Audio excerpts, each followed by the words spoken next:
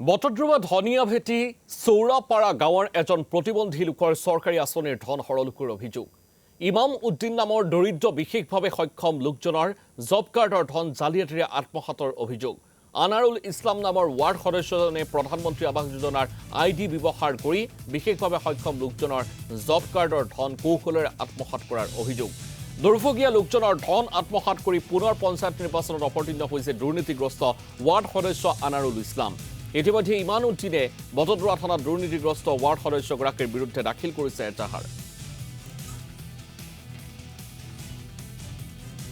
31 নং ধনিয়াভেটি গাঁও পঞ্চায়তৰ পূৰ্ব পঞ্চায়তত ইমাম উদ্দিন নামৰ এজন প্ৰতিবন্ধীক জালিয়াতিৰ দ্বাৰা পূৰ্বৰ পঞ্চায়তৰ 6 নং ৱাৰ্ডৰ সদস্য আনাৰুল হক ডাঙৰীয়াই জালিয়াতিৰে ইয়াৰ ৰেকৰ্ড পাতি সম্পূৰ্ণ নি তেওঁৰ খুৰাৰ নামত ঘৰৰ পইচা উঠাইছে আৰু প্ৰতিবন্ধীয়ে পোৱা চৰকাৰী ধন সম্পূৰ্ণ আত্মসাত কৰা পৰিলক্ষিত হৈছে।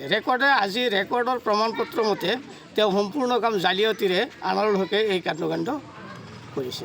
আমি বটদ্ৰৱা থানাত ভাৰপ্ৰাপ্ত বিষয়া মহোদয়ৰ লগত আলোচনা কৰিছোঁ। তেখেতে কৈছে যিমান সম্ভৱ তেখেতে এইটো লৈ আলোচনা কৰিব আৰু ইনভেষ্টিগেশ্যন কৰি তাক জেল হাজতলৈ প্ৰেৰণ কৰিব বুলি আমাৰ লগত আশ্বাস দিছে। আৰু ইয়াতে ৰেকৰ্ডত চাওক, আপোনালোকে চাব পাৰে ফিজিকেলৰ যিমান পইচা সোমাইছিলে তাৰ একাউণ্টত সেই পইচাটো তেখেতে ডুপ্লিকেট কৰি বা জালিয়াতি কৰি গোটেইখিনি পইচা সি আত্মসাত কৰি